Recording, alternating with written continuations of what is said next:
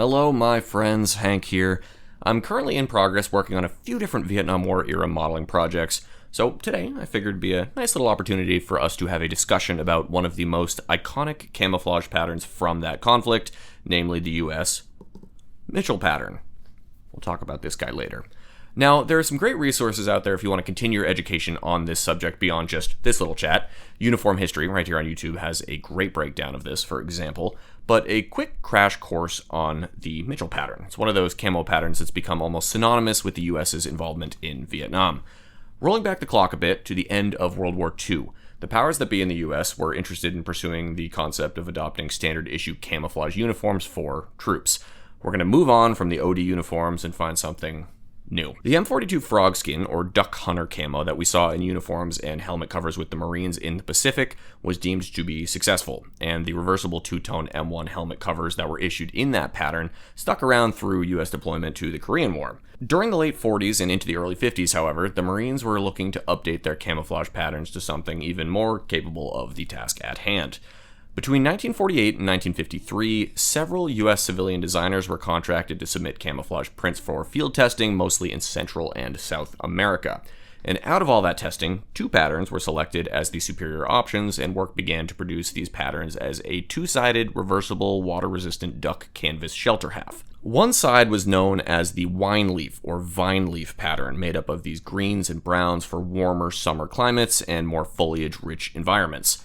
And the reverse side was known as the Mitchell side, or the cloud side, which was made up of a very different brown and tan blobby pattern, more similar to the older frog skin. This combo was technically adopted as USMC Standard camouflage in 1953, but over the years it's come to be known by the catch-all title Mitchell pattern. Now, originally, this was only issued in these cotton duck shelter halves. No uniforms, no helmet covers, no nothing. This is very much like what we saw with the German Zeltbahn Splittertarnmuster shelters that were issued to the Wehrmacht back in the early days of World War II. These were thick, waterproofed panels that were never really designed to be specifically used as clothing. But by 1959, the Marines decided to start printing this pattern on M1 helmet covers, and the rest is history. Those helmet covers will arrive in Vietnam for the first time with the Marines in 1965, but before long, the U.S. Army, who didn't have a standardized helmet cover at the time, wanted in on the action as well. Eventually, millions of these Mitchell pattern helmet covers will be made and see service with the U.S. Army and the Marine Corps well past the Vietnam War until the M1 itself is retired at some point in the 1980s. Now, how the name Mitchell became attached to these guys is kind of a funny story, as with most collectible militaria. A lot of these names really get solidified years after the items are actually used and often weren't really even used by the troops themselves. There's not a lot of paperwork out there in the public on this, but the name refers to a civilian contractor, Meldon Mitchell. Mr. Mitchell was a professional artist and graphic designer out of New York. He'd served with the Marines in World War I, and over the years after his service was tapped as a civilian contractor to study and design new camouflage patterns for the Corps. The brown cloud side of the reversible USMC Standard shelter half was referred to as the Mitchell pattern, which heavily suggests that he was responsible for that submission. Whether he was also responsible for designing the wine leaf half, there's really not a lot of information to confirm one way or another, though the totality of the reversible design is now called, as previously mentioned, the Mitchell.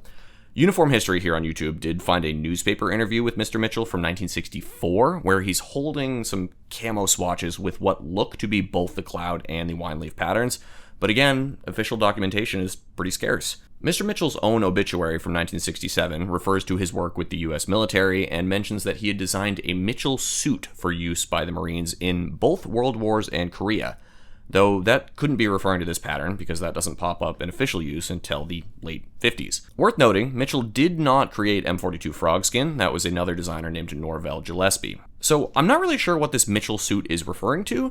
The US government never issued any uniform apparel in this Mitchell pattern other than the helmet covers.